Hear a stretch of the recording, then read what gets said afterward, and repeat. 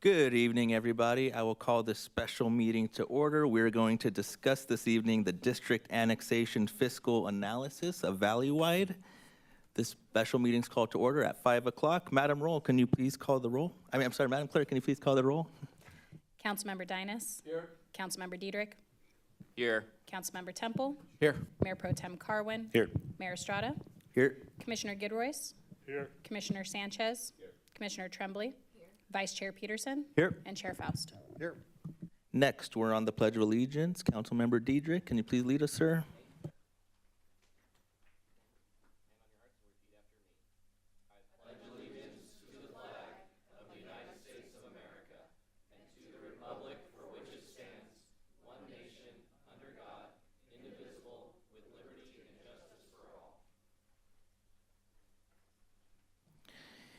Next, I'd like to call up our Community Services Director, Mariana Mitchell, to introduce the item. Good evening, ma'am. Good evening, Mayor, Council, Chair, and Commissioners. Mariana Mitchell, Community Services Director, and it's my pleasure to introduce tonight's presentation, which is on the fiscal analysis of the Valleywide Recreation and Park District, landscape maintenance districts within Menifee boundaries. With the support of our consultant, Shane Spicer, from Spicer Consulting Group, the study looks at what it would mean financially and operationally for the city if the city were to take over responsibility for these parks and facilities. The analysis applies the city's current levels of service to Valleywide Parks and compares the projected revenues and cost of with our model of operations. Tonight is about reviewing these findings, answering questions, gathering feedback from council and the commission to help guide next steps. If I could please get the presentation up. So first off, the presentation is going to begin with a brief overview of Valleywide Recreation and Park District and within the areas specific that are within Menifee's boundaries. We'll move on to the financial analysis component of tonight's presentation, followed by the annexation process and the review of that information, and close with discussion and questions. So as a brief overview, Valleywide Recreation and Parks District is a well-established district in Riverside County, having been incorporated in 1972, and serves a population of just over 275,000. As you can see, Menifee is a very small portion of the large district boundaries which span across multiple unincorporated Riverside County areas.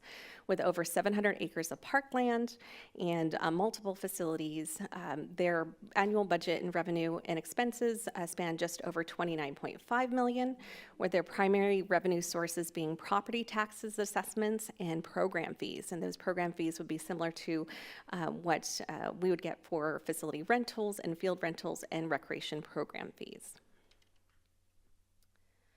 Kind of zooming into Menifee in particular, there are a couple unincorporated communities that are within our general area that Valleywide does serve. That would be Homeland, Romaland, and Winchester. There are also additional cities that they serve, such as Hemet and San Jacinto, but there are three very distinct areas in Menifee. The first one being Menifee Parks in blue, so that is the one that was wholly inside the city of Menifee boundaries. And then we have our Menifee North, which is in green, and Menifee South in pink. And both of those districts have zones within those districts that span and extend beyond the city's current boundaries. This is a brief side-by-side comparison of our current city's park system alongside Valleywide Park and Recreation District parks. Our current department services and maintains 22 parks, with Valleywide maintaining 24 within our city boundaries, with just over 30 acres, more than what we currently maintain. Our department oversees over $6 million of right-of-way street landscaping, with Valleywide about $5.5 million within the city boundaries. Our department oversees two community centers. That would be the Case and Aceros Senior Center and the Lazy Creek Recreation Center, with Valleywide overseeing and maintaining the operations of the Menifee Community Center at Wheatfield Park and the Menifee Gymnasium next to Bell Mountain Middle School, as well as the Marion V. Ashley Community Center up in the north end. For our park system in our area, we do have 10 full-time maintenance staff that just focus on the maintenance of those facilities, not necessarily the operations. And we assess that should we apply the same formula to the Valleywide Park system, that the projected staffing level would be about 13 full-time employees. So for our budget estimates, there are a couple things that we want to ensure that there's an awareness and some considerations that should be made.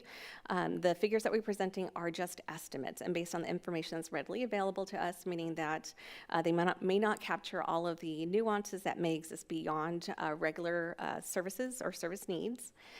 These estimates are built on our current service levels, which vary from site to site, but they do include utilities, service contracts, personnel cost, and we've also included the additional cost for supervision and park ranger patrols, as well as the use of vehicles.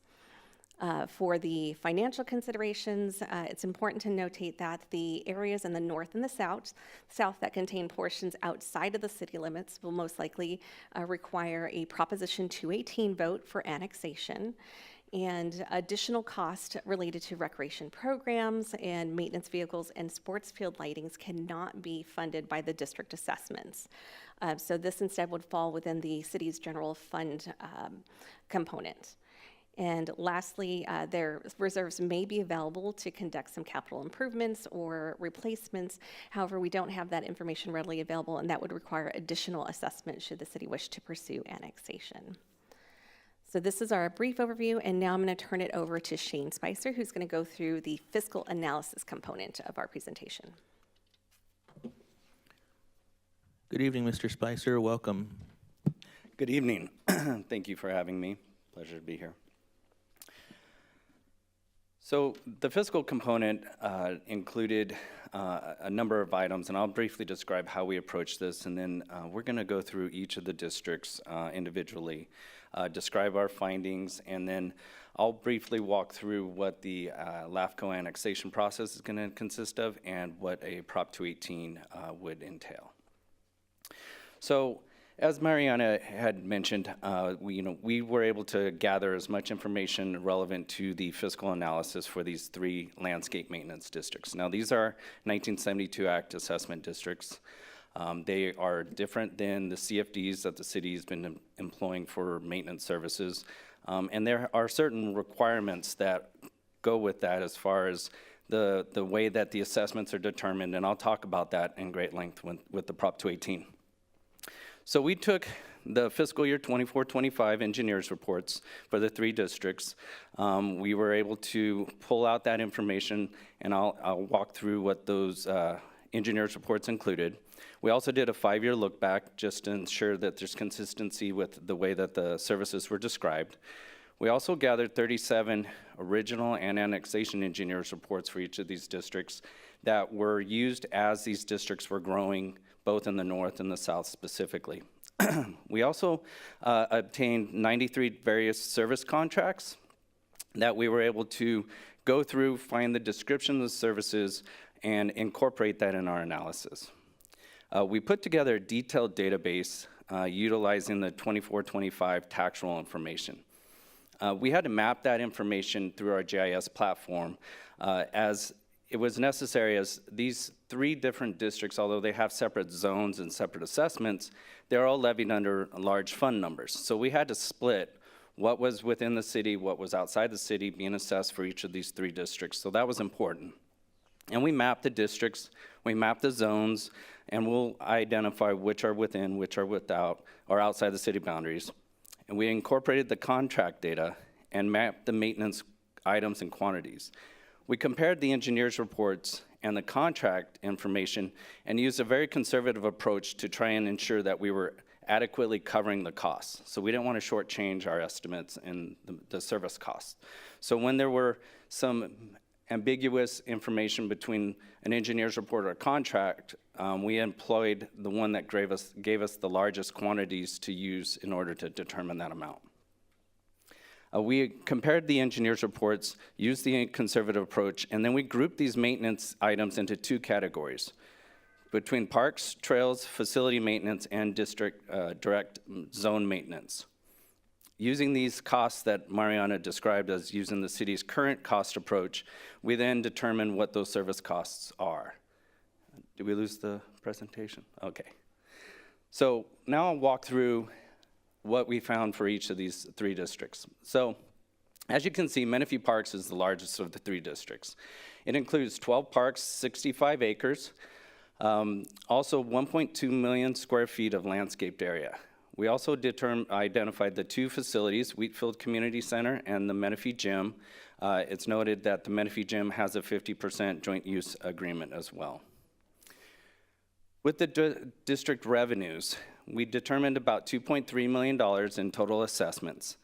This covers 7,200 parcels within Menifee Parks, and the assessments range between $187 to $369 per unit.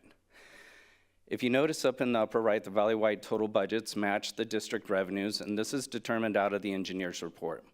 As I mentioned before, the parks, trails, and facilities were grouped as a single cost, and the direct maintenance, which is zone-specific, was identified as well.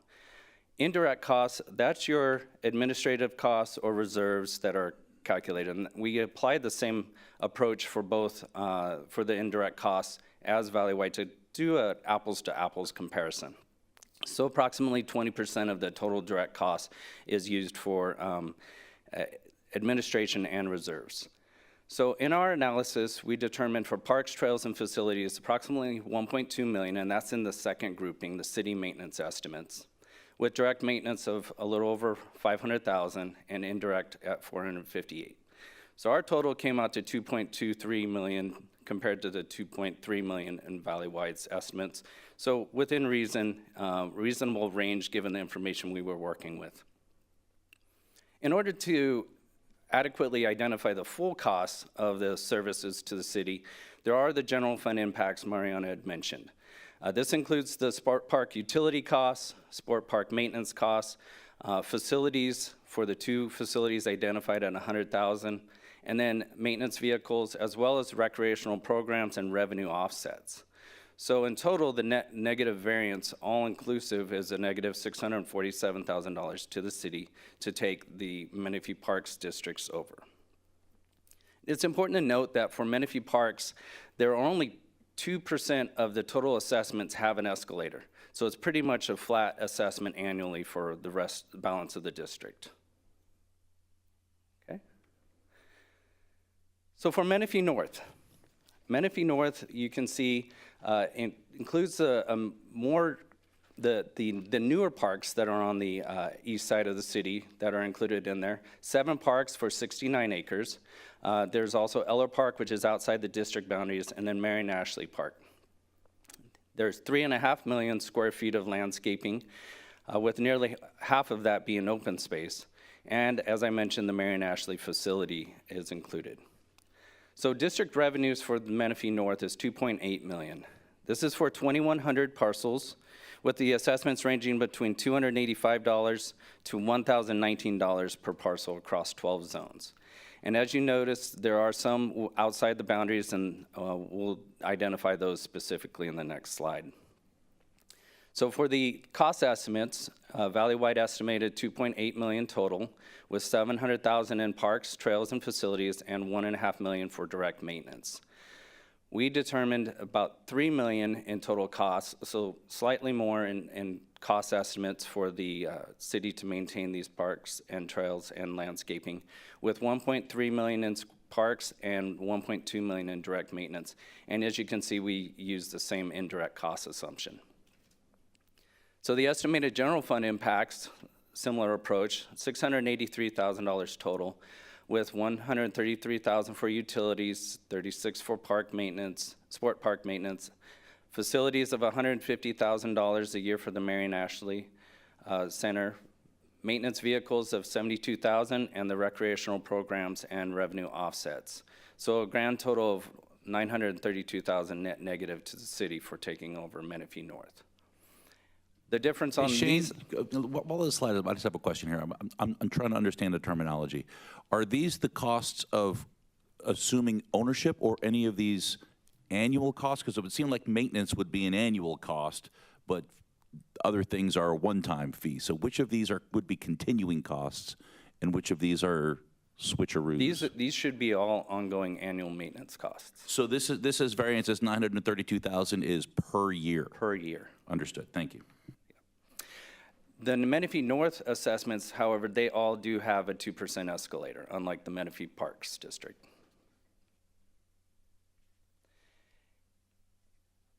This represents the zones that are both within and outside the city boundaries, just so we can identify that zones 3, 6, and 9, all outside of the city boundaries with the 4,140 parcels within.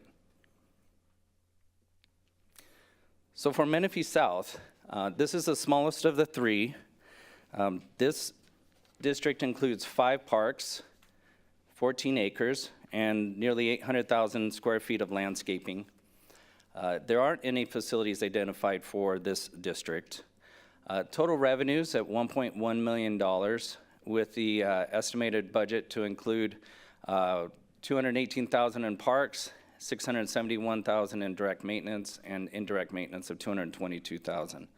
I wanted to mention that this one includes 2,100 parcels, and their assessments range between $285 to $1,019 per parcel. Our estimated costs are just under $1 million. So again, within reason to Valley-Wide's estimates, and you can see how they're broken down very similar to the Valley-Wide totals. And without having the additional facility costs, there's not that big of an impact on the general fund, totaling $7,000. And this district shows a net positive variance of $109,000 annually. And similar to the Menifee North, all the assessments in this district do escalate at 2%. So as you can see, there's the majority of these zones are within the city boundaries. I wanted to note that zones 3, 9, and 13 are completely outside, with zone 6 is actually straddling the city boundaries, both in and outside of the city's use. We did include their entirety of their assessment and their maintenance costs, assuming that they would be included with the balance of the zones in the city boundaries for the annexation. So this slide is a summation of all 3 districts aggregated. It is important to note that these districts have to be maintained independently. You cannot take assessment revenues from one district to supplement another, vice versa. But this is just to give you a total impact of all 3 districts. There's 13,000 parcels included, with $6.2 million in total assessments. The total general fund impact is about $1.4 million annually for all 3 districts to be taken over by the city. So now I'm going to move to the annexation process with LAFCO. So as you may know, LAFCO stands for Local Agency Formation Commission, and its responsibility is to oversee boundary changes, including city annexations and detachments from special districts. And the mission is to promote orderly growth, ensure efficient service delivery, and prevent duplication of services. So I'll walk through the timeline real quick. So the first step is to initiate the proposal for the annexation. LAFCO has determined that in order to initiate the proposal, that there would be a requirement for consent by Valley-Wide to begin that process.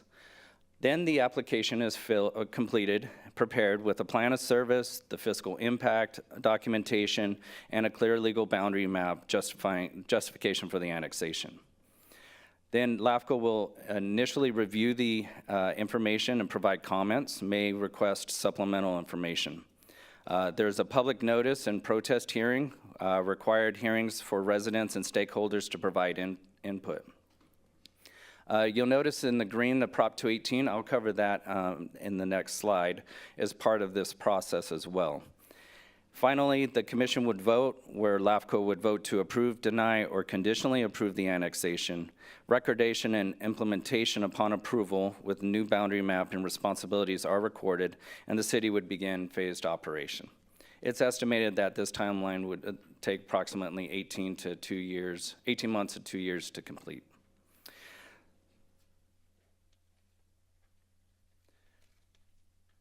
So finally, the Prop 218 process. So Prop 218 is typically required when you form a new district, when you're increasing the assessment rate, when you're changing services or you're modifying the boundaries by adding or removing parcels. Interesting that LAFCO had set this as a requirement, and it presents a number of challenges that I want to walk through doing a Prop 218 for these districts. One of the things, I'll walk through the timeline, and then I'll come back to point out some of the challenges. So as I mentioned previously, there would be a formal request consent from Valleywide to initiate this process. Part of the Prop 218 is requiring an engineer's report that outlines and delineates a benefit nexus. And this is the determination of the special benefit for the assessments and a general benefit that would be needed to be covered by other revenue sources, not the assessments that are in the district. The detailed engineer's report would justify the assessment amounts, identify specific benefits for each parcel, and confirm compliance with the Prop 218 standards. Once you have the engineer's report, then the City Council would be able to adopt a resolution of intent to levy or increase assessments and set the public hearing. A notice to property owners, mailed notice to all effective property owners within at least 45 days before the hearing, would include an assessment amount, services provided, ballot, and protest instructions. So the balloting procedure would include sending the ballots and notices, and each ballot for the assessment district would be weighted based on the financial obligation of the parcel. Ballots may be returned anytime prior to or during the public hearing. At the public hearing, the public would be able to provide comments, and that is typically when the ballots would be tabulated. As I mentioned, the ballots are weighted based on their assessment. Each of these zones have an identical assessment, so each ballot would be worth one vote for that zone. It is also important to note that it's weighted as 50 plus 1% in favor would pass. So you needed just simply more yeses than nos. Returned ballots, not total ballots sent. So final determinations. So if the assessment passes, the City Council adopts a final resolution to levy the assessments, and the assessments are added to the property tax roll for collection. So some of the challenges that Prop 218 of this sort would incur is we believe that the Prop 218 requirement would occur for the north and south, not necessarily Menifee parks. We would like to make sure we got clarification on that point. And the reason for that being that part of the zones are outside the district city boundaries and part of them are within. The interesting fact on that is that when the city incorporated, the city took on all those assessments that were in similar form or fashion with an LMD, part of them in, part of them out, but we're able to take over the administration of all the zones that are within the district boundary without doing this process. So as I mentioned before, each zone would require a separate Prop 218. So with the north and the south, you have several zones, as I mentioned, 10 to the north, 15 to the south, that would have their own hearing for their election. This includes 6,240 homes. We would need additional guidance that what if one of them voted to not accept the Prop 218 and the balance did, or vice versa? What would that mean to the city in this annexation process? Another significant issue is the general benefit nexus that would be required from a Prop 218. So Prop 218 being approved in 1996, nearly 30 years ago, has developed over time in the strict adherence of how we would analyze the benefit nexus. So doing a benefit nexus, pretty much every assessment would have some form or fashion of a general benefit. My experience is that general benefit would be anywhere between, say, 2 to 25%, depending on the nature of the services being provided and the makeup of the district that's voting on it. That's an unknown at this point, but that's something that would be need to be carefully considered in the event of doing a Prop 218. Additionally, the city conduct outreach in these hearings, but cannot promote, cannot advocate, simply inform. So that's something that would be a limiting factor in the fact that this could be a very confusing measure to be heard by the public. Given that Valleywide already has an assessment out there, and then the assumption is that now we're simply changing it to a city assessment versus a Valleywide assessment. And the costs I put on here range between $40,000 to $100,000 per district to conduct an Prop 218 balloting. That timeline would, in a very friendly way, would take at least 8 to 12 months, but that's all dependent on the level of outreach that's needed. With that, I'll turn it over to Mariana.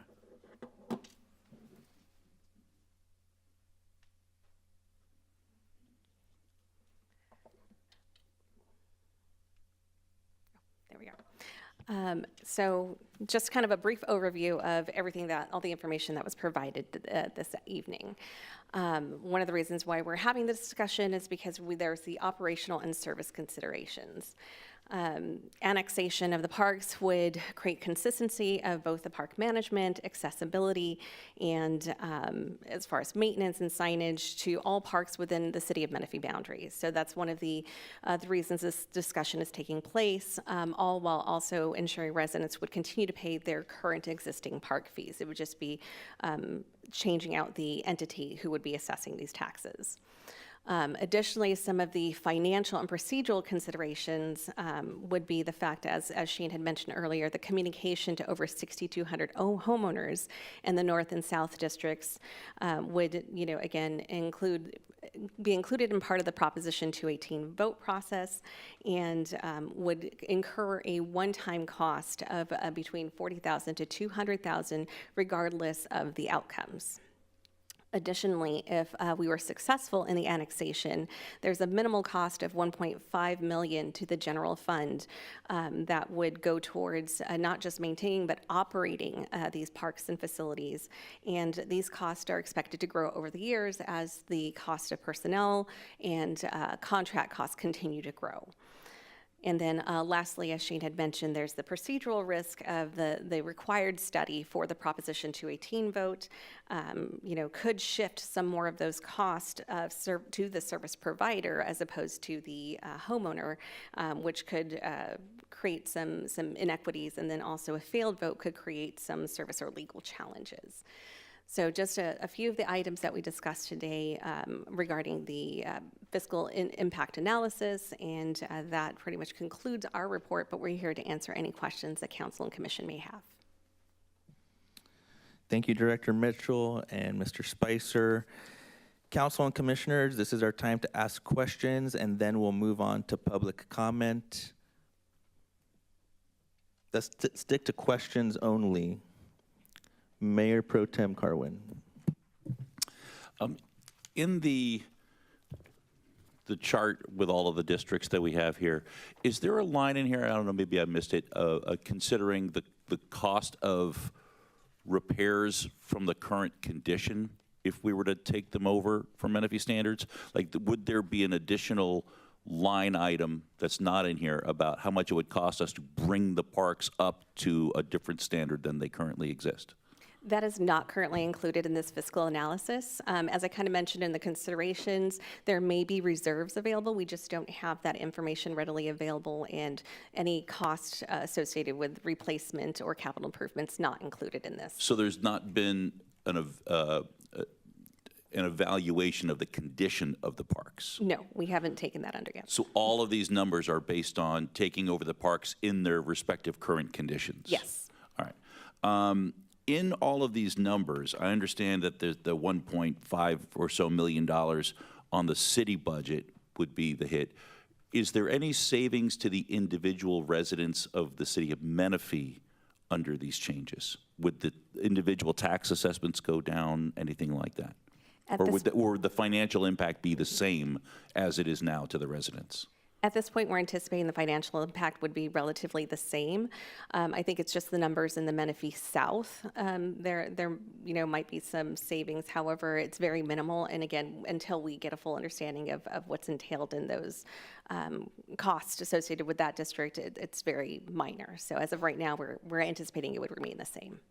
So for the individual residents, whether it stays in the current situation or we take it over under one of these plans, their out-of-pocket expense would remain about the same. That's correct. And then my final question is, I thought I heard you indicate the standard, Mr. Spicer, that the money obtained through assessments in a district is required to remain in that district. So is there any, specifically, the belief is that money is being taken from the city of Menifee assessments and being spent on Hemet and San Jacinto parks within the Valley-wide district. Under the law, is that happening and is that possible?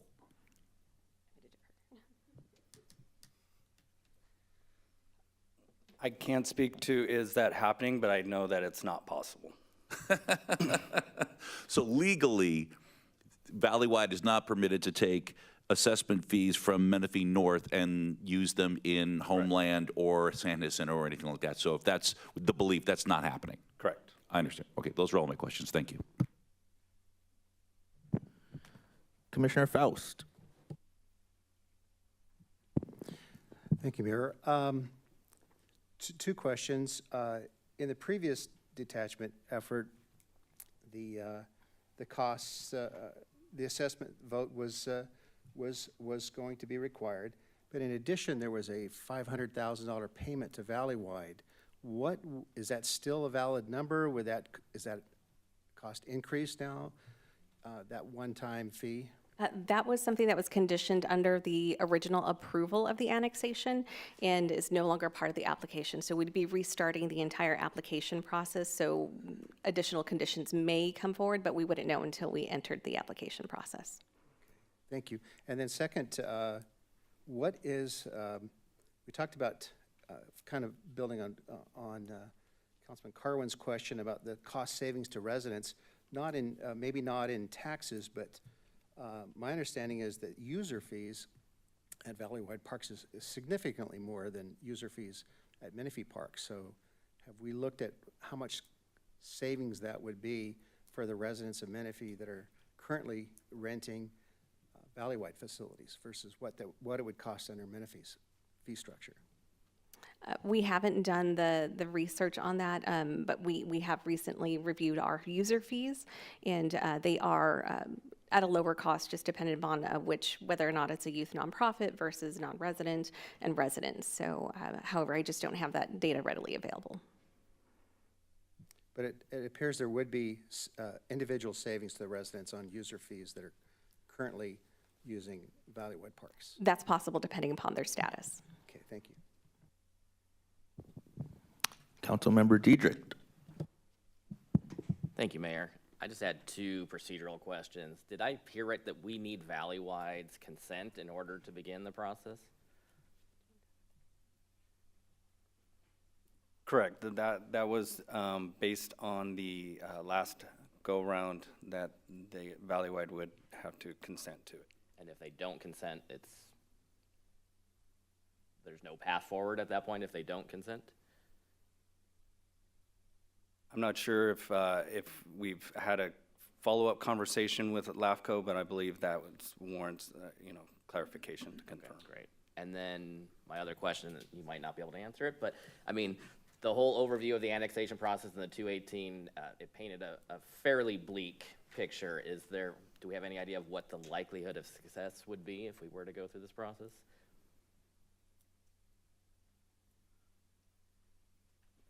You know, for Prop 218, generally, a successful Prop 218 is supported by the public, and generally, as part of not being able to advocate, you would usually have residents that would be the advocates out there wanting to complete that. So depending on the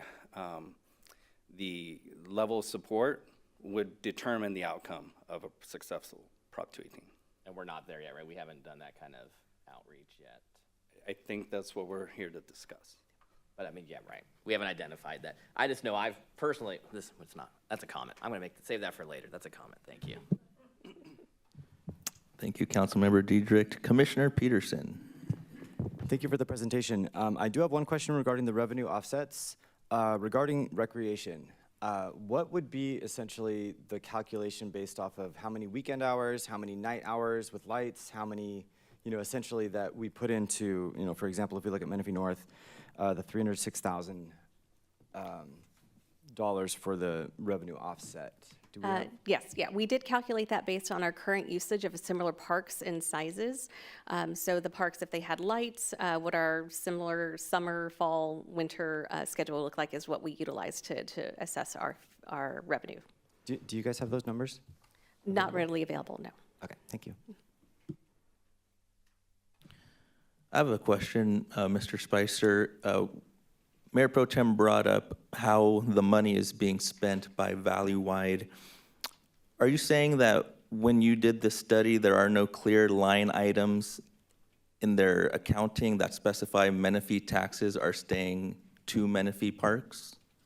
Their audited financials represent that Menifee costs are in line with their engineers' reports. I can say that we did look at that and confirm that they balance as far as that information.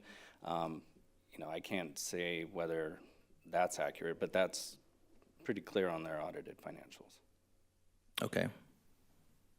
I'm not clear. Are Menifee tax dollars being spent for Menifee residents in Menifee parks, or is there doubt? Are Menifee tax dollars being spent outside of the Menifee boundaries?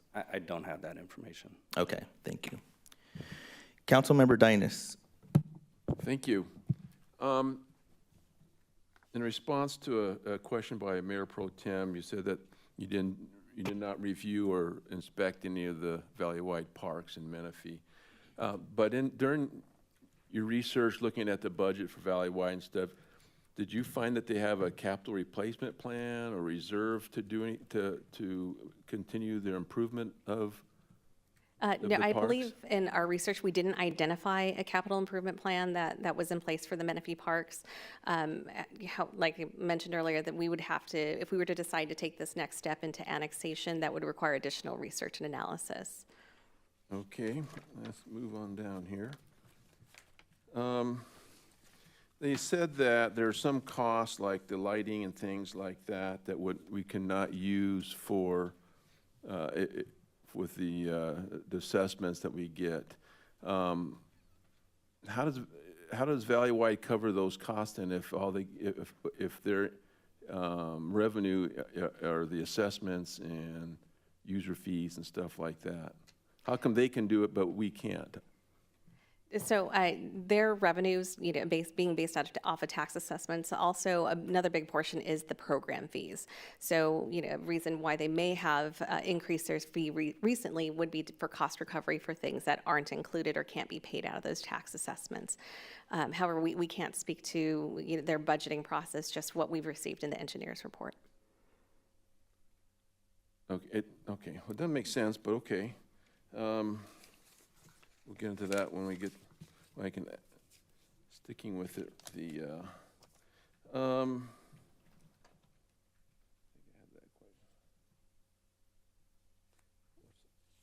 bear with me here a second.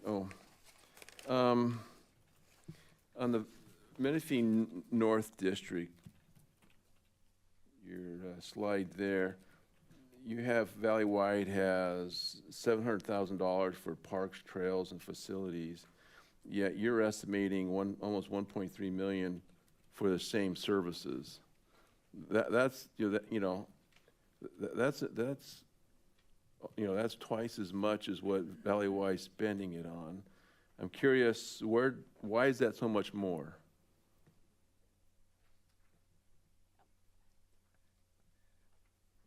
So I'm going to have Jonathan speak to that. He's in the data side of things and would be able to better answer that information.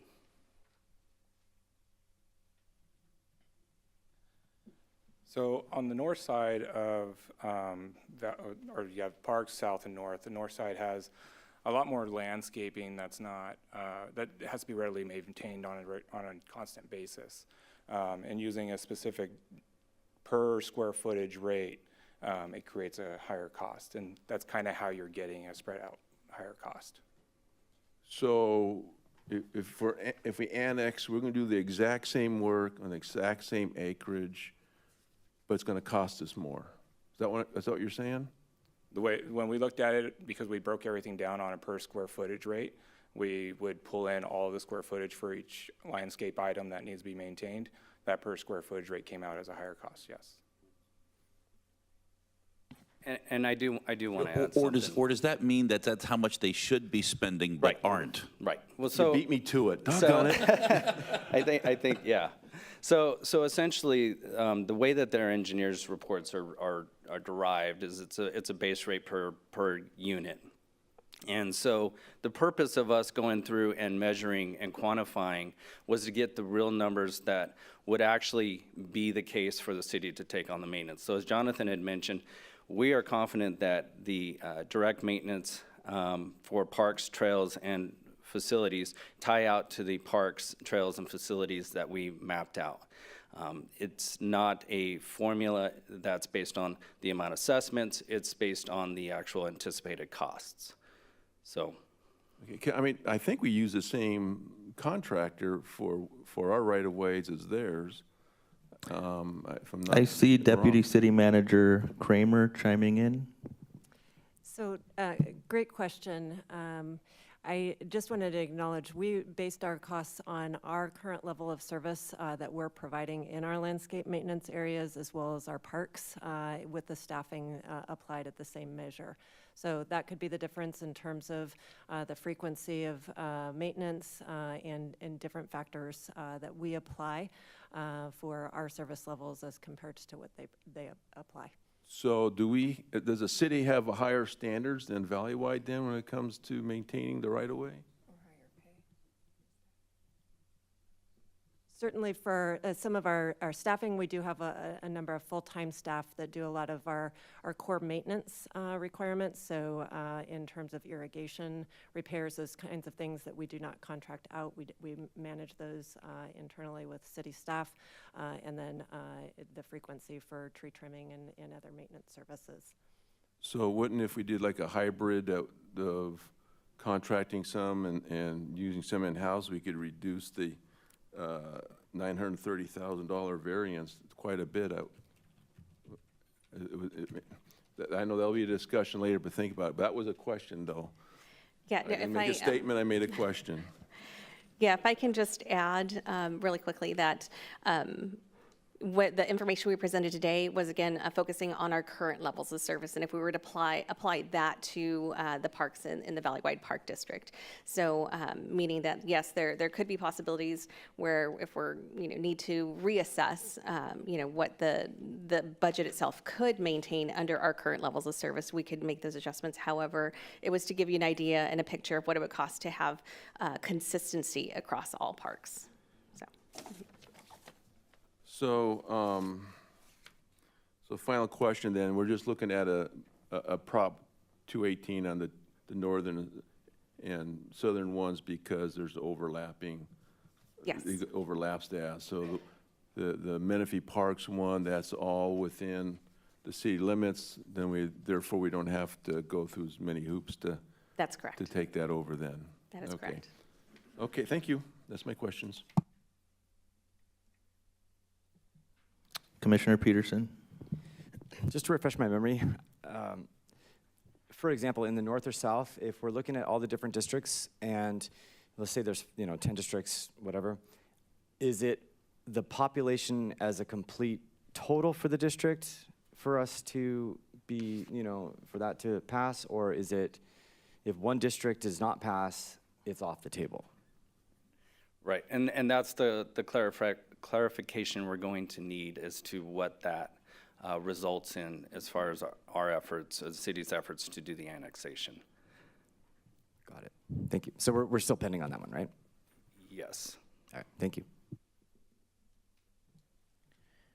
I see no other questions at this time.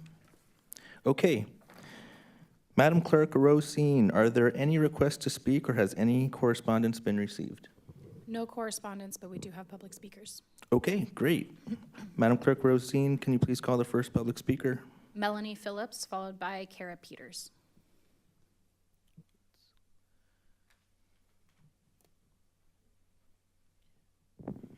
Good evening, Ms. Phillips. Welcome. My name is Melanie Phillips. I'm the Regional Commissioner for Menifee AYSO. I've been on the board for 7 years, so have experience working with both Valleywide and the City of Menifee for the fields. While I haven't had any negative experiences personally with the fields department at the city, it hasn't been the easiest road for us with the allocations the past couple of years. I've spoken here a couple times to express the concerns we've had with our waning allocations. Our registrations have nearly doubled in 2 years, and our allocations have disproportionately decreased by half. The city's allocation system is not geared toward encouraging growth within an organization or honoring those legacy organizations that put their roots down in Menifee decades prior. The quality of the fields is not great, and even closures don't seem to solve the chronic issues at each particular location. Valleywide, on the other hand, I do not have these same issues with. My allocations have not changed. I have direct contact with their administrators. They know my staff by name. We work as a team to keep the park clean, operating efficiently, and in good condition. It is not a perfect system. There are definitely headaches. We do not have access to the Musco app to schedule, cancel our own lights, so often have to communicate with them to get that coordinated, whereas the city parks allow us to schedule our own. There's a very firm landscaping schedule that when there are issues is often hard to change. We're dealing with excessively long grass right now. They have trust in me and in my communication regarding field issues, safety concerns, etc. They have been a huge proponent of our growth. My issues with field maintenance are throughout both entities equally: dead grass, dirt spots from overuse, anthills, landscaping concerns, etc. While I understand the desire to overtake Valleywide and to have complete control over all the fields within our city limits, I have to disagree on behalf of AYSO Menifee.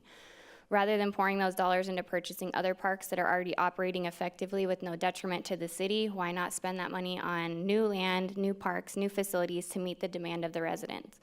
We just ran into the issue last month where the city ran out of money to completely resod Centennial Park as planned. Money that is being earmarked to potentially purchase Valleywide would be better served to go toward maintaining the parks we have and expanding into more so that the organizations like mine wouldn't see their field allocations taper off season after season. Let Valleywide maintain theirs and expand the city park so that everyone is well served and there are plenty of spaces for these kids to practice and enjoy their various sports.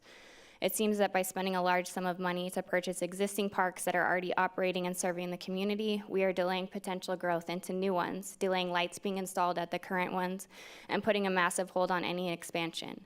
It seems to me that there should be more of a focus on the incoming public-private partnerships and how to make that a fair and equitable system for all programs, not just the highest bidders. We are the largest youth sports organization in Menifee, approaching 1,900 participants in total this season. We've been in Menifee since 1993, and I expect our growth to continue on a trend of 20 to 30% each season, so long as we have the space to do so. So on behalf of my board, my players, and my staff, we respectfully disagree with the decision for the city to purchase Valleywide and instead ask that it be taken into consideration to spend that same money on expanding new parks and maintaining and improving the ones we have now. Thank you. Thank you, Ms. Phillips. Madam Clerk, next speaker. Kara Peters, followed by Todd Terry.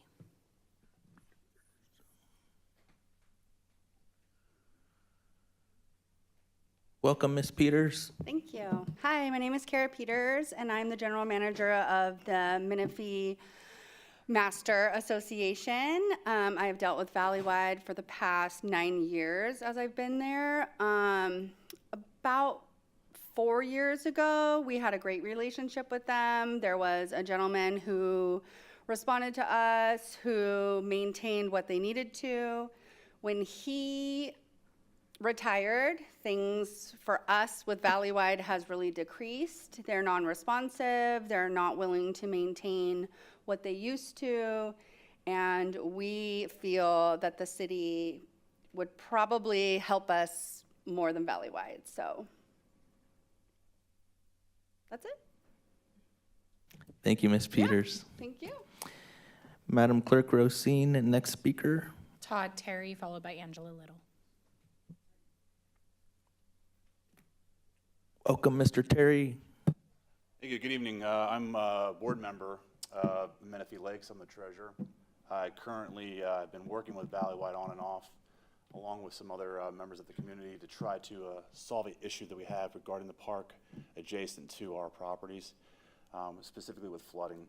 And previous years, as Kara had mentioned previously, that they had helped out in assisting with the flooding that was going on there. And we've reached out to the city and reached out to other entities to try to get some answers. The city's been very helpful in a lot of different ways as well. So we felt like the city taking over some of these parks, particularly where they have degraded significantly, everything from just capping light poles to not maintaining anything as simple as a gate, right, for public access. There's not only safety issues that are of concern, you know, mosquitoes that can, you know, I'm in construction, so I know a lot about 401 permits, 404s, dealing with the EPA, dealing with the California State Water Board, so on and so forth. So my concerns are coming with the lack of cooperation in terms of everything that has been assigned to them previously to this, even when this community was built. So, and the rest of the communities built that they have control under. So us moving forward would really appreciate in some way the city take charge to be able to at least help continue to take care of our community outside of just what we have control over, being our community itself in terms of what we levy, if that makes sense. So we appreciate this ability to be at time to be able to speak on our own behalf, and you represent us in a way that allows us to take a little more control of our community in a way that our dollars are going where they need to go, and that's stop flooding and you know, some basic things like that. So that's all I have to say. I appreciate your time. Thank you, Mr. Terry. Madam Clerk, next speaker. Angela Little. Welcome, Ms. Little. Thank you, Mayor. It was my privilege to serve on the Valleywide Board as Menifee's representative from 20 to 24. And I believe that I read in the 2017 judgment of LAFCO where they approved the annexation that the $500,000 may have had something to do with the loss of economies of scale. And I would recommend to Bob Carwin and to Dean Dinas, who have had those kind of questions, that you might want to ask Mr. Melching for the answers to that. But you saw how big Valleywide's district is, right? So the economies of scale there are pretty massive. Thank you. Thank you, Ms. Little. Madam Clerk, any other public speakers? No other speakers. No other speakers? Okay. Okay, council and commissioners, it's time for discussion and feedback. I'll open it up.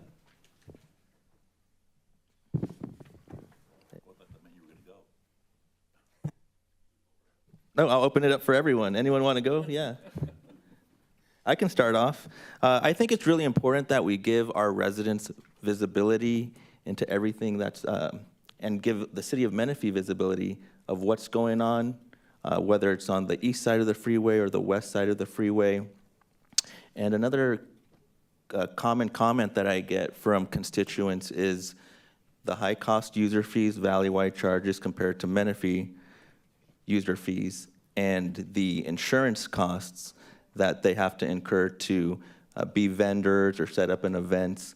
And so from a fiscal standpoint, to help our residents and their finances to have events and have that mom and pop shop set up a food stand, they have expressed concerns with that. So I think our city can offer something a little bit more feasible financially for them. That's at least the feedback I'm getting from constituents. Next, Commissioner Tremblay.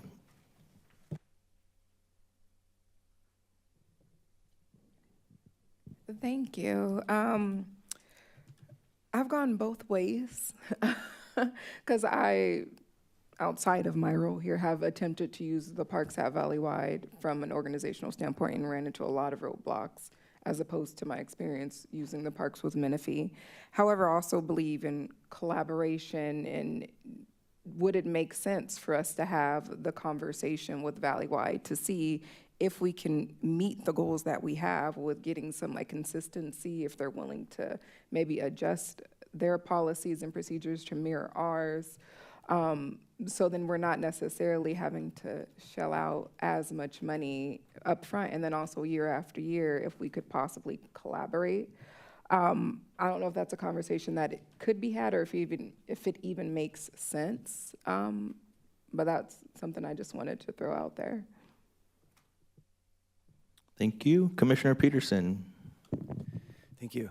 The one thing so I've got 5 children, and my 5 children, we came to Menifee actually after my first was born, and we came here specifically because of the growth, and it's new, and better, best, and all this. So as far as let's call it in general, whether it's Valleywide or Menifee Parks, I kind of feel personally like we have to raise our level of service significantly. Double or triple the amount of money put into our parks and recreation, because my children actually have to, when they really want to get what they need, we have to go outside of Menifee, you know? The best fields that we play on are not in Menifee, not even close. So, you know, whether it's Valleywide or Menifee taking Valleywide or whatever it might be, you know, I want my children to have the absolute best chance at life, and that's why we came to Menifee. For me personally, you know, seeing, I mean, literally between a 20 to 40% rise in participation in youth sports, that is, I mean, we're not, our parks and our acreage and our multipurpose fields and our baseball fields are not expanding at that rate. This is, I mean, we're talking, this is just 24 to 25, you're 2024 to 2025. And I honestly don't understand how this is sustainable. You know, our citizens are gonna end up being like, hey, this place sucks if we don't get something in order. And I think it's really important that we do because, you know, I mean, people, the traffic thing, you know, the Holland overpass was a huge benefit and has greatly decreased, you know, anger and stress and time it takes to get to the other side of the freeway. But yeah, I mean, the parks, the fields that we have available for our children, that's a struggle. And I know that our organizations fight for this land, you know, they fight for the time. And whether it's, you know, it's dark outside, there's lights, right? At some parks, some parks do not have lights, so we lose. Valleywide actually has a significant number of multipurpose fields with lights compared to us. So, you know, when it comes to Menifee's ability to serve their community, you know, we have, let's just say 120,000 people that we have to satisfy. Valleywide has roughly 40,000. I don't know how many exactly live in those districts, but it's much easier for them to do their job than it is for us. So I'm not sure what the answer is, but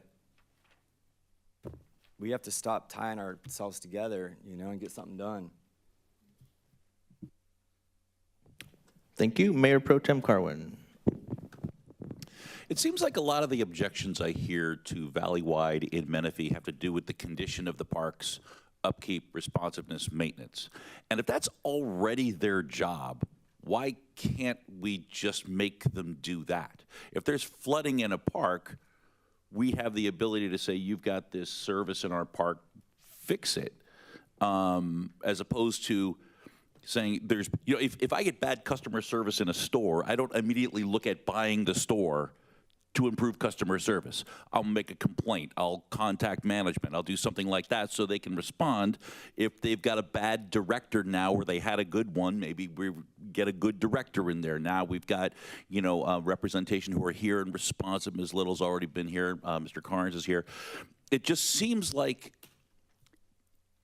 for me, this issue started with the questions I asked of Mr. Spicer, and I was frankly surprised at his answers based on the information that I thought I was getting, which was Menifee is getting drained of financial contributions and siphoned off to be used in the rest of the Valleywide district, and we should keep that internally. If it is actually true that it's not happening, then I think we should focus our attention on improving our accessibility to more parks rather than taking over older parks. An analogy comes to mind. I live in a district with a golf course that was closed. The new owners purchased the golf course, and they did not do their due diligence on the condition of the golf course that they took over. And it turned out that everything there, they need tens of millions of dollars worth of improvements just to bring the property up to what they would expect. It's starting to feel like that's what we would have to do in addition to all of this. Mayor, you mentioned fees. We'd like to make the fees more equitable for our residents. These numbers are based on the current fees. If we were to reduce the fees, our cost of the general fund would go up. We'd be subsidizing that as well. Why can't we work with Valleywide to get that done? I think negotiating with Valleywide on levels of service and maintenance would be a better use of our resources than $1.5 million a year plus maintenance costs and the elections and the overwhelming possibility that it might not work anyway. $100,000 potentially per district for a 218 election. Can you imagine what the residents would say if we spent $300,000 and the voters rejected it? And then we did all that anyway. So I would rather see, based on these numbers, now when we started this again, I want to say this was not how I was expecting this data to come out. So I'm thrilled that we spent the time and retained a consultant to go through all of this data. And if this data is true, which Mr. Spicer's done a lot of work for the city, we rely on him a lot, so I have to trust his findings. If this data is true, it just doesn't make any financial sense for us to take over this park system from Valleywide. I would rather spend the money and the resources and time working with them to improve their level of service to what we want, rather than digging ourselves into a potential hole in the future. Thank you. Commissioner Peterson. To add to the point about the vote, thank you for bringing that one up. So we heard from a speaker that was very explicitly for Valleywide keeping their parks in their system, and we keep ours. And she has an excellent point. The reason is that she gets what she wants from Valleywide, with the caveats. Now, the one thing is, you bring it to a 218 vote, and we're dealing with those organizations or an HOA, for example, and their residents that are affected either positively or negatively, and they're going to be the deciding factor in this entire thing. So, it's the people that are affected in a positive, negative way. They will be the ones to say whether or not this is worth it, whether or not this is complete waste of our time. But at the end of the day, the city of Menifee owes its people to do more with what we have in our system.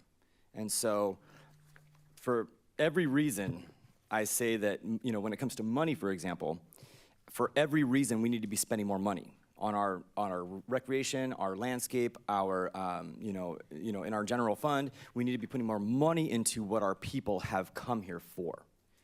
So whether or not 218 passes, or we go that far, or we do any of this, there's a lot to be desired. Thank you. Councilmember Temple.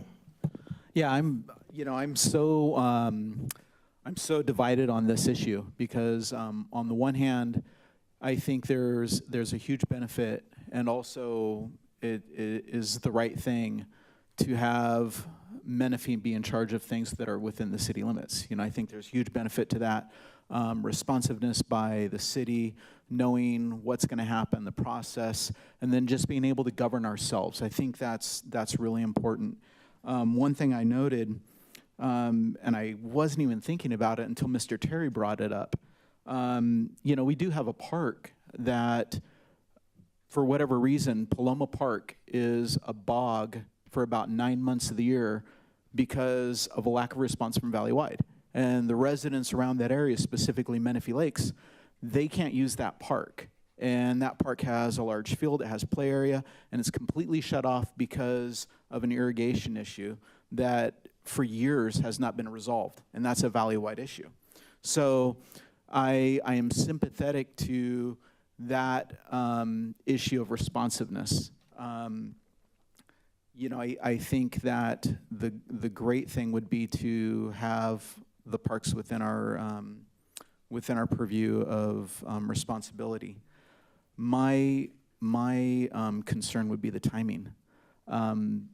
The obligation to spend about $1.5 million a year at this time, as we contemplate other things that have come up in the last couple of council meetings, is the timing right on that? Is this something that we want to undertake now, or is this something to look at maybe another time? I'm just looking at the timing. Thank you. Commissioner Faust. Thank you, Mayor. I did have one additional question for staff. Is it even possible that this was a phased approach, that since Menifee Parks District LMD would not require a 2118 prop vote, that we could pursue annexation of just Menifee Parks District alone and make decisions about the north and south in the future?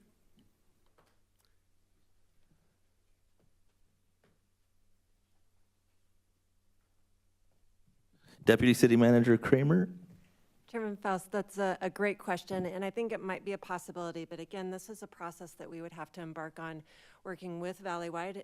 We need to keep in mind that this could have an impact in terms of their operation and ability to provide services, but also working through the LAFCO application process. And I think, LAFCO might consider a phased approach, but again, that's would be a secondary step that we would have to explore with them if that is the direction that Council and the Commission, provide in terms of what we would like to explore. So to answer your question, yes, I think it is possible, but there are still a lot of things that needs to be taken into account, and we do have to consider how that will impact their operations and ability to provide service. Thank you, Ms. Kramer. And just my comments on the annexation process. I strongly believe in local control in the city. We've been a city now for, what, 17 years next month, is it? Valleywide's had control of the parks in this area since 1972. Of course, for the majority of that time, they were contracting with the county to run the parks that were in this general area. I'm looking at the future and long-term, having Menifee parks being operated in Menifee for the next, forever, from now and forever. Having the city oversight and responsiveness and accountability, the standardization of maintenance, and so consistency of service. I think that's a strong factor in this decision. The residents are confused because depending on where you live, what track you're in, you're not sure, is it a Valleywide park or is it a Menifee park? And because now we're all kind of hopscotched all around, especially in the center, in the Menifee Parks LMD, that we've got City of Menifee Parks and Valleywide Parks kind of all scattered around in the same area. So it's confusing. I think, as far as the residents' cost, they're not going to be paying any extra taxes to do this, but I do see a benefit in the user fees for using the parks, renting facilities, all those things associated with using the facilities. And I just think we can do it better. And I'm thinking, the long-term benefit to the city makes me a proponent of pursuing this annexation further. Thank you. Councilmember Dynas. Thank you, Mayor. This started a long time ago when I first came on the city council, so we've been doing this for almost 7 years now, trying to figure this all out. I represent District 4 that has the Menifee North districts, and I get questions and complaints about the right-of-way not being maintained properly, the parks not being maintained properly. And it's difficult to tell the residents, well, sorry that I can't help you, you gotta call Valleywide. I have, it's difficult to do that I can't help them out. But the main complaint is, as the Mayor Pro Tem said, is, the maintenance and upkeep of parks. And I've had my experience with taking my granddaughters to parks by us that, they had a big old hole in the middle of the slide, and, makes it inoperable. So, that's the concern I have. And for every organization that has a good relationship with Valleywide, there's equal amount of nonprofits and other organizations that either have been denied or priced out of using those parks. So that's the dilemma we're in, I believe. If we could work cooperatively with Valleywide to bring up their parks and right-of-way maintenance to our residents' standards, that'd be great. We do have, we have a lot of parks coming in. And we have, matter of fact, we got 2 community centers in the pipeline. I know in District 4 with Brookfield Properties Development, we have a large park with ball fields and lighting and playground and all kinds of stuff. So, you know, we are growing. You know, we do have as the speaker said, a public-private partnership, because those things are being built not on the city's dime, but on the developer's dime, to our specifications, thanks to our Parks Commission. So I think we got a lot on our plate right now to do. I'd love to have Menifee Parks be part of Menifee. It's a long process. It's not a guaranteed process, and but I would not. I think I would be happy if we could work cooperatively somehow with Valley-wide to somehow be able for our residents' issues to be addressed and remedied before we try taking it over. My greatest concern is that the great report here, but the biggest factor I think that was left out is what's the state of the parks right now? How much is it going to cost us to bring those parks up to city standards? You know, that's the unknown number, and I'd be afraid to move forward without having that number in front of us to know what's going to cost before we even get started on this project. So hopefully maybe there's some way we could sit down with Valley-wide and, you know, and find a way that we can work together. And then, you know, because that 1.5 million is not money that we have to spend. It's money we don't have that we have to find to spend. That's a little different than having the 1.5 million and saying we can spend it. And that 1.5 million go a long way in helping design and community centers and other things that our residents have been asking for. I think that'd be the first step, in my opinion, along with, as I concur with Mayor Pro Tem, that, you know, let's see if we can't work something out with Valley-wide. And if that's not the case, then we need to revisit this. Thank you. Thank you. Councilmember Diedrich. Thank you, Mayor. I think for me, the biggest concern is the level of service. I get a huge amount of residents coming to me. I don't even represent the eastern portion of the city, but coming to me and saying, why are the parks on the west side so nice and so well taken care of, and our parks here on the east side are not kept up to that same level? So to me, it's an issue of uniformity. To me, they're all Menifee parks, and for our city, we should be providing the same level of care. As Commissioner Peterson says, maybe it's still not a high enough level of care, but it's still high, right? I mean, a lot of people are raising issues of the costs of getting them up to the level of what our parks should be. And that makes me sad that we have parks that aren't at that level, right? So to me, that's a concern that we need to get them up to that level. For me, this is a huge issue, right? I brought up the issue of a regional park to add more, to give facilities for our organizations to have the ability to go. So I think, aside from the local control issue, which I'm also highly in favor of regaining that control and keeping it at the uniformity, I'm a huge fan of moving forward with this. I would love to be able to work with Valley-wide and get it up to that level. I feel that we've been trying for years and years to do that unsuccessfully, and I don't see what would change after this if we just say, let's give it another shot.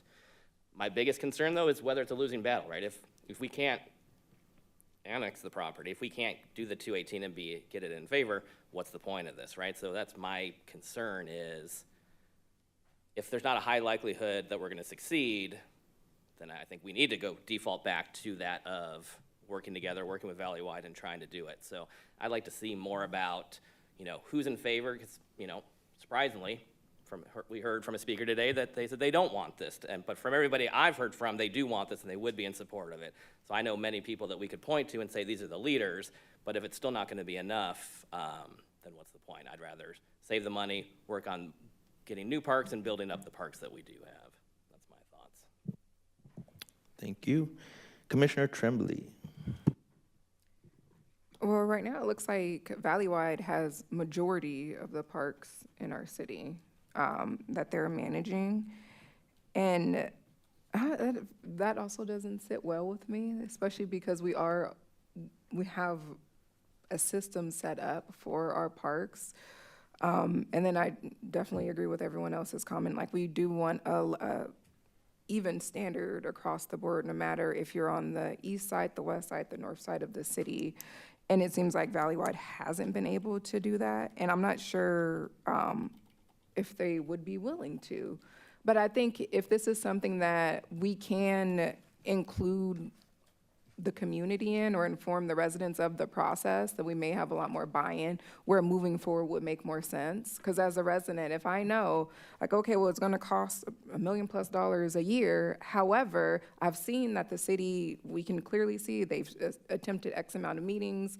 Valleywide didn't agree on A, B, C, and D. Therefore, yes, even though there's an additional expense to the city, it may make more sense. But I think the level of communication, because there's been several times even in our own meetings where we're like, well, have we been able to get contact with Valleywide, or can we have someone come to one of our meetings to speak, and we hadn't gotten anywhere. So I think,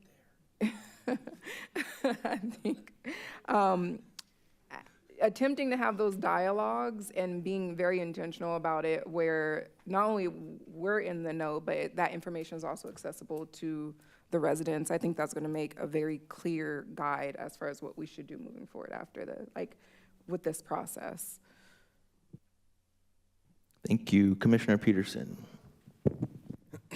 Okay, so a couple of our commissioners or council members have spoken about, regional park or developers that have been responsible for building our, community land for parks and recreation. First off, just to say, it's going to be 2028 before we get it on the ballot, right? If we actually get that far, it'll be 2028. So we need to get to, first off, yes, we need communication. We need to have a very coordinated effort for especially field allocations. I don't know how Valleywide does their allocations, and I don't know how, how many, let's say excessive allocations they give or, insufficient allocations they give, but I know for a fact that Menifee, the city of Menifee, does not have the ability to give an appropriate allocation to the people that they are serving because they don't know. And there's got to be, let's just say we move forward with this. 2028 is the earliest that we put it on the ballot, which means that probably 2030 is the earliest that anything gets done. That's, what are we at? That's 5 years from now. And it's painful right now. So communication between Valleywide is 100% essential. And we need to be in coordination with these guys. That's a fact. So one way or another, we need to have a very good, very solid relationship, and it needs to be dependable. We need to know that what we're being told and what we're telling them, they can utilize that for their benefit, and we can use their information for our benefit, and that nobody's losing out. That's a big deal. Also, correct me if I'm wrong, but the approved budget for fiscal year 25-26 and 26-27, it looks like we have a net revenue of roughly, where'd I put it? Somewhere between, what is it? $30 million, is that what it looks like? Does anybody know? Between, for our fiscal year budget, 25-26 and then 26-27?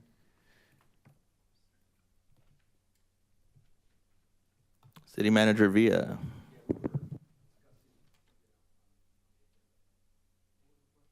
I was just curious, I have in my notes that our net revenue for our fiscal year, the adopted budgets, expected net revenue would be around $30 million for the 2 fiscal years, including 25-26, 26-27. Does that sound about right, or am I wrong? What specific account are you talking about? Just the entire fund. budget? General fund. I don't have those numbers Okay. right offhand, but Because maybe it seems to me that we should be looking at, roughly $1.5 million per year, per fiscal year to bring in Valleywide and to maintain those parks and to, bring it up to our level of service. We should be really looking at that as like at least $2 million. We shouldn't undercut ourselves. I think that when it came back to the land that the developers were giving us for park acreage, we can't undercut ourselves. We need to give it a little extra, you know what I mean, for our estimates, for anything that we're working with, because we don't have enough land.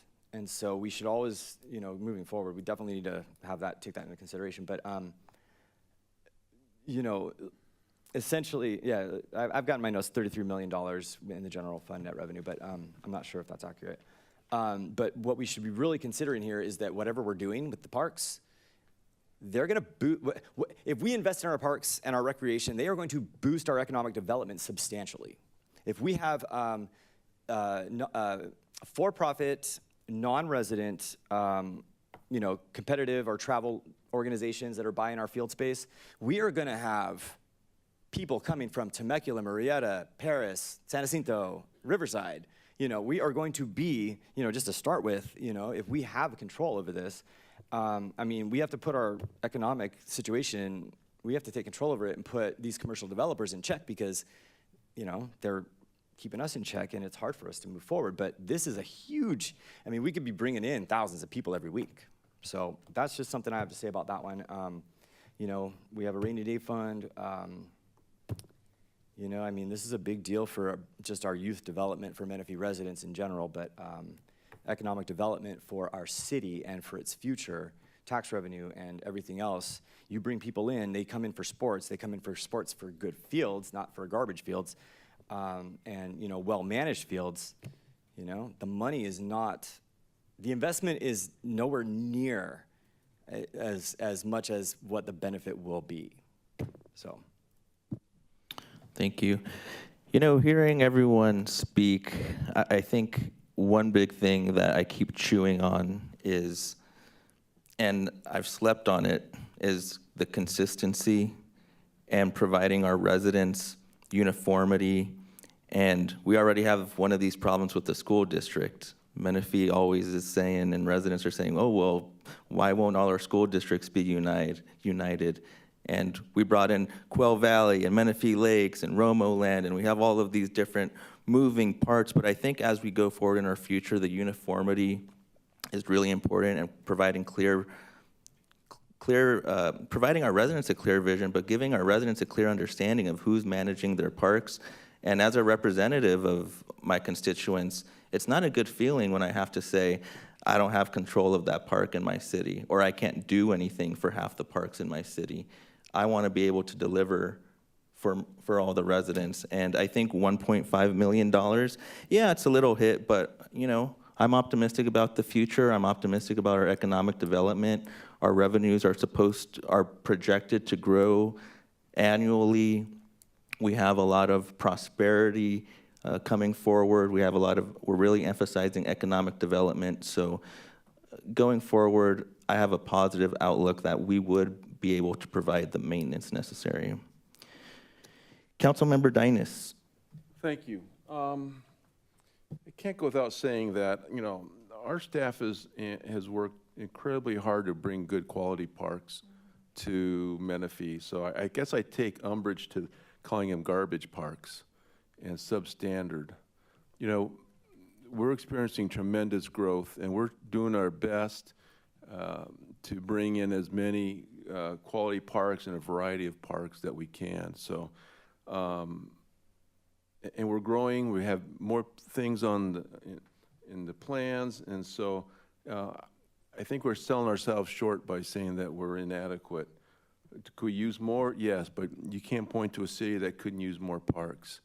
But the cost of land today and the cost of development and maintenance, it's getting difficult to do that. If we had a blank check and didn't have to worry about cash in it, we could have the greatest parks in the whole world, but that's not the case.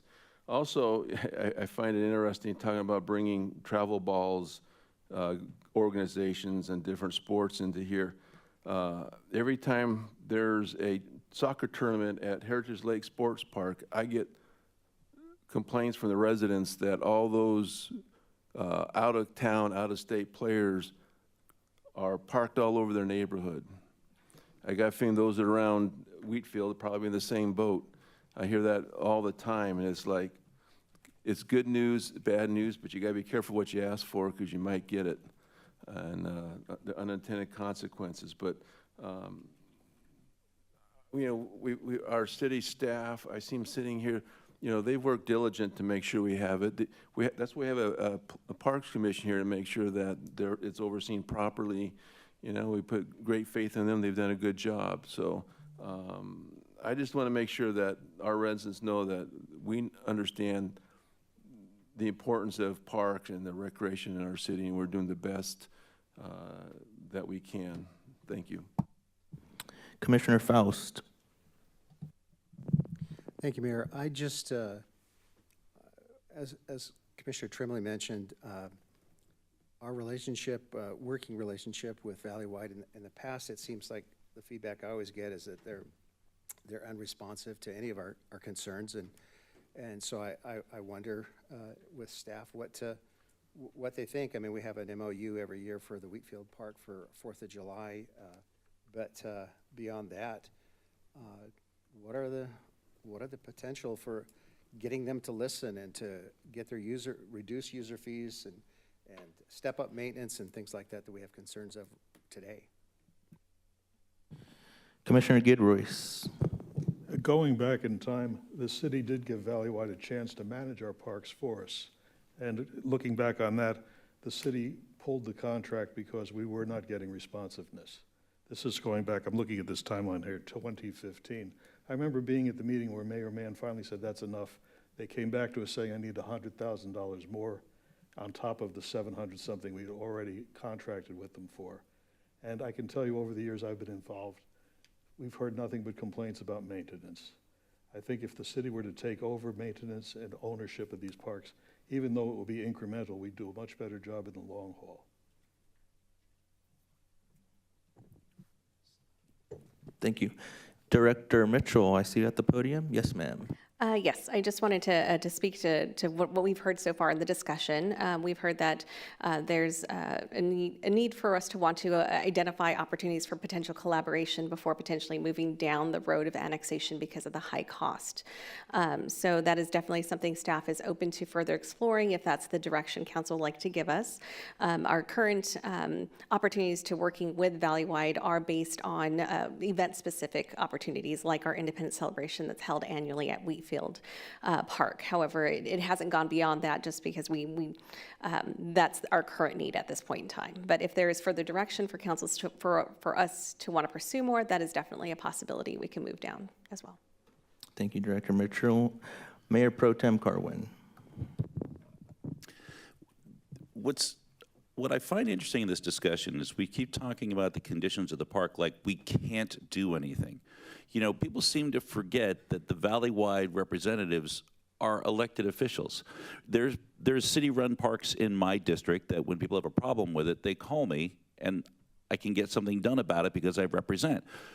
To say they're not responsive, the representative elected by the city of Menifee lives in the city of Menifee. He's sitting here at our meeting. He's come to our meeting to say, I can't get Valleywide on the phone. The elected official whose job it is to respond to resident complaints is sitting here in our meeting.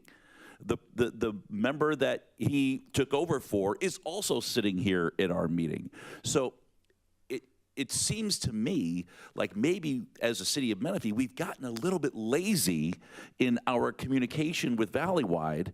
And why aren't we sending code enforcement out there if it's over? If it was somebody's house, we'd send code enforcement out. We'd be getting complaints. You know, we can't do anything about the inside of their house. We can do code enforcement, whatever. Why aren't we constantly rattling the cage of Mr. Carnes or anybody else over at Valleywide? It seems like we've all just kind of expected that it's bad customer service without demanding better customer service. If it's not good, somebody else gets elected. That's how it works. And they have representative, you know, the analogy in our city would be the school district.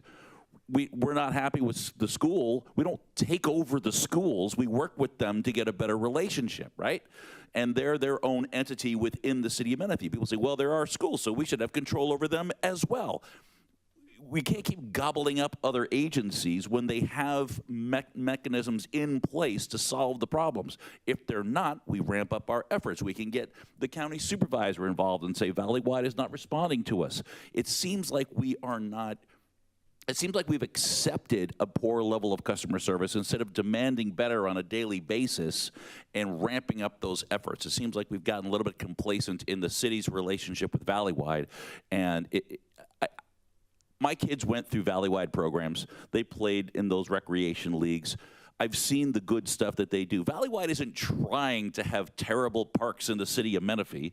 They're trying to do what they can, and maybe they've gotten lazy. Who knows? It just seems like everybody's kind of turned their back on this issue, that instead of us taking it over, we could maybe work with them and push them a little bit more to do their job. So I'd like to see that effort first before we go gobbling up an entire other government agency and property and things like that. If it's not going to save the people any money, you know, whether the fees are, I know the softball league, the men's softball league has one of the higher fees that we deal with there. Let's talk to them. Is there anything we can do with that? But there's solutions here that I don't think we are pursuing. It seems like everybody's just kind of accepted that these people live separate and apart like a disgruntled couple, when in fact we could be talking and trying to work things out. Thank you. Commissioner Tremblay. I was just going to add, because I know, but possibly be a thought like, oh, we can use these funds to invest in our own parks and lift them up. But I'm like, I feel like that would create such more of a disparity if we're not having these conversations with Valleywide, if we're not working together. I think a lot of residents don't even know where to go when it comes to, like, you meet that first person, and once they say, oh, nope, or give you the runaround, they don't realize, like, oh, there's an elected official I can call, so it never gets to that point. And I know just from firsthand experience, no one ever told me that when I went to Valleywide. I was just told, well, how many kids do you have? And, oh, okay, well, you don't have enough kids for us to allocate space for you. And it just stopped there. There was no other discussion. But I completely agree with you. And I think my only concern would be, especially if we do invest in our parks, we set aside a lot of funds for our parks. We, as a commission, spend a lot of money talking about how our parks should be designed, what should go where, what parks get lights. And I would hate to see that the city of Menifee parks, our standard keeps getting better and maintained, and then we have residents who are in parks that aren't. And it's like, I'd rather even see our parks be baseline if that means that we bring some of the parks under Valleywide up to our standard. Yeah, it may not necessarily be the best, but if that park across the way can now be a little bit better, I'd rather keep the status quo and develop that park more by bringing it under us than keep investing in ours, and then, you know, the person who lives off Newport is struggling because they have to drive all the way to McCall to get a good park. But that's just my opinion. Thank you. Commissioner Gidroyce. Circling back to what you're saying about people not knowing who to talk to or not addressing it, that's been a big issue in my experience.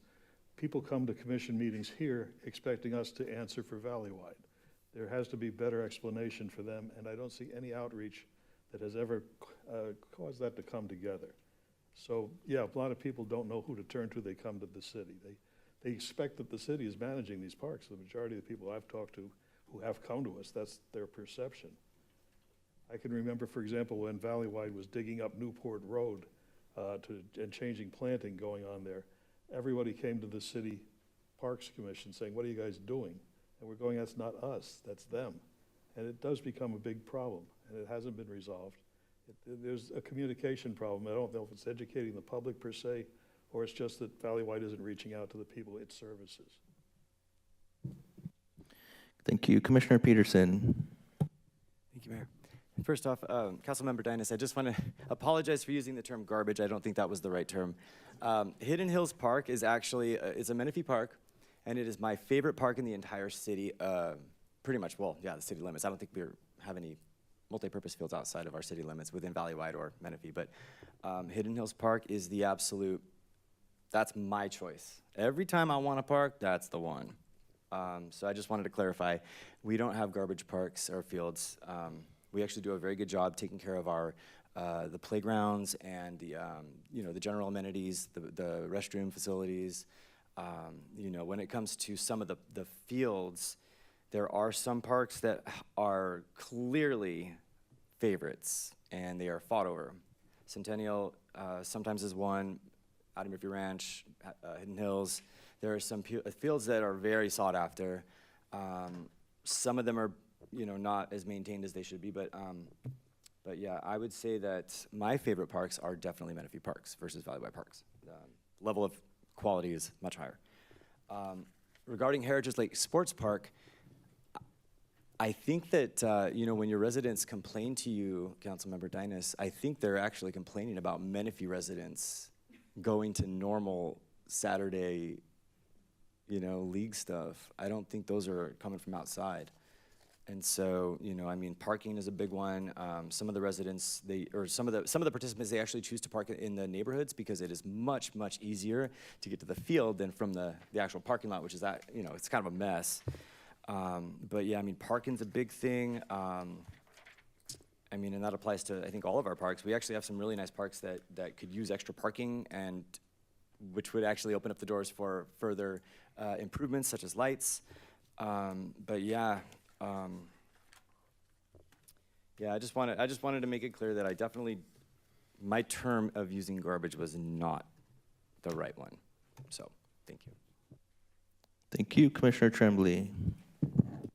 I have more of a question, because I know field accessibility and allocation has always historically been a problem. However, it shows that we have 22 parks and Valleywide has 24 parks, I guess, for staff. If we now more than double the number of parks that we are overseeing, how does that impact the accessibility? Are you referring to the parks that we can allocate for field usage? Correct. Yeah, so we have increased based on whatever the parks that are coming on board and have made them a part of our field allocation process, but we still give priority to city programs and then youth nonprofit organizations, nonprofit resident organizations, and then non-residents. So they're still primarily being used by our resident youth organizations, which is our priority. But if we were to then take over the Valleywide parks, is that going to free up a lot of the stress when it comes to accessibility, or have we even looked at that? That would be difficult for us. We would hope that would free up accessibility, but then again, we would have to take a look at our usage and again, looking at the priorities. That would play into bringing those parks under our field allocation policy. So that's something we haven't looked at in great detail, but we would assume that it would be more accessible or more consistently accessible across the city. I see Deputy City Manager Kramer. Yes, ma'am. Commissioner Tremblay, that's a great question, but I also think it's important to acknowledge that assuming responsibility for the Valleywide parks doesn't increase the number of parks that are available that already serve our community. So certainly I think we have the capability to be able to provide the service. We've demonstrated that with our team. I think they do an excellent job, but it certainly wouldn't increase access to parks. Those parks already serve our residents today. It's just who would be managing those parks moving forward, and I think that's really what it comes down to the discussion of and the process that we would need to go through to make that happen. Good. Commissioner Faust. Just to confirm, Ms. Mitchell, one of the community centers that Valleywide manages, the Marion Ashley, that's actually a county facility that they contract to manage? Yes, that is correct. So that would be a separate issue that would have to be addressed in the future? Yes, we would have to go through contract with Riverside County. Thank you. Okay, I see no one else in the queue. At this time, I think we're all in support of clear communication and always reaching out to Valleywide and having an open door policy with that. I think there's some sentiment that maybe that hasn't been accomplished to the best of both parties. Not placing blame on anyone, but open lines of communication are always welcome, and I think this whole body is for that. So staff, I think that continuing to communicate with Valleywide is something we're all in favor of at all times, wherever this process may go. But we also, I was counting here, have at least 6 members, including commissioners and council members, who would like to go forward with looking at future steps, which would make a majority of this body of 10. City Manager Villa or Deputy City Manager Kramer, what would be next steps, or what clearer direction from the body would you be looking for at this workshop? So, thank you, Mayor, for the question. Staff will need to bring back an item for council to give final direction. So based upon the information that we've received from you today, that certainly we will continue to work with, and we have had dialogue with Valleywide, and I think they're open to continuing to work with us. They serve our residents, and I think they have every intention of wanting to provide the service that they can with the resources that are available, and we can continue to work on that relationship. And then we will bring back an item if there is a majority consensus that you would like to continue down the path of exploring the possibility of annexation. Staff would bring back an item for council to make a final determination on that at a future meeting. Okay, thank you, Deputy City Manager Kramer. City Manager Villa? So the policy decision will be to move forward with options. I think we envision bringing back a report to council with options for you to make, whether it is to move forward with a partial annexation, with the entire annexation, or to be able to table this item until such time as more inflows of cash come in. I did hear loud and clear. And keep in mind that the ability of Valleywide to provide a better level of service is capped by the amount of assessments they can make, right? So you heard it from our consultant. They're not allowed to spend money outside of the area. So we know the Menifee Parks District was established a long time ago and has limitations on how much money it could be augmented every year. So there's a cap. So there'll be a time when the cost of providing a service will far exceed the amount of assessments that could be made on those parcels. So today, it is roughly around $650,000, and over the next couple of years, it could grow up to $1 million or more. The city does have an ability, though, to use general fund monies to supplement that level of service. However, I don't think Valleywide has that same option, right? Because they're limited on the amount of money they can assess. So we will bring back a report to council with more options for you to make. And Rebecca's right. We have been in direct contact with the Valleywide, Dean Wetter, the Valleywide. We met extensively on it. In fact, we have a meeting coming up this week with him. So we'll meet with him and then report back on some of those comments that you heard today. So we will expect to bring back something to you shortly for you to sort of give us what the next step should be. Thank you. Commissioner Faust.